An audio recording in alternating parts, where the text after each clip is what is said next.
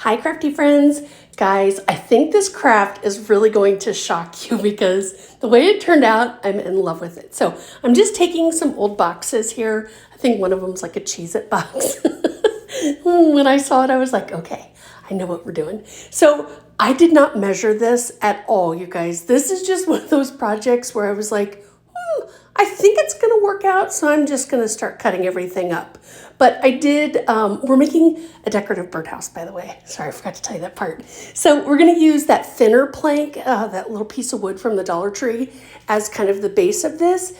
But everything else is going to be out of the Cheez-It box. So once I got everything cut, I was like, okay, now I have to start gluing all of this together. How am I going to glue cardboard?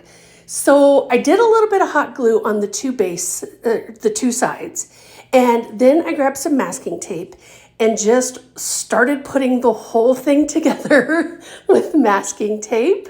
There's not going to be an inside to this, so you won't see in it or anything like that. But I just, again, a wing and a prayer. I'm like, this is going to work. I just know this is going to work. And it did. So that was a nice surprise there.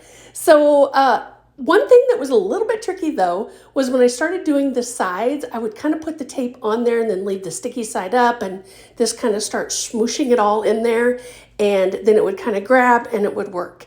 So the sides of the boxes that I'm using here don't go all the way up to the peak once I get these sides on. So I had to cut some little smaller pieces to go all the way to the top, because you can see we're using those decorative tiles from the Dollar Tree for the sides. And I want them to be like overhanging all around, give it like that chunky look.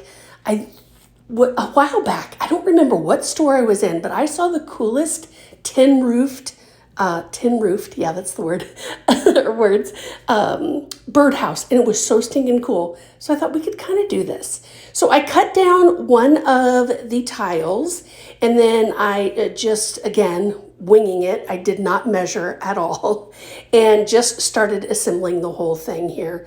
I started painting. Now you can see those overhang parts, you guys, it's still sticky under there. So I was like, why not just paint over it? It'll just take care of the sticky, right?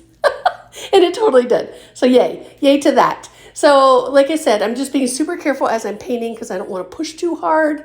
But as I started painting it, I was like, oh, I totally didn't have to worry about that because it comes together really nice. So once the paint is dry, I'm going to use one of my ink pads, and we're going to start a little distressing here with the ink pad, just kind of going over the tin part here, the faux tin, I should say. And then we're going to use distressing spray. Now I use the gold. And I just, when this dries, oh, so good. Okay, so I also had this little wood circle, and then a part of a finial that was off of a chair. Would that be a spindle? Not finial. That would be a spindle. I hate to have this little piece for some random reason. So look how cute this is. You guys, you would never know this was a Cheez-It box. Okay, friends, thanks for watching. Don't forget to follow for more.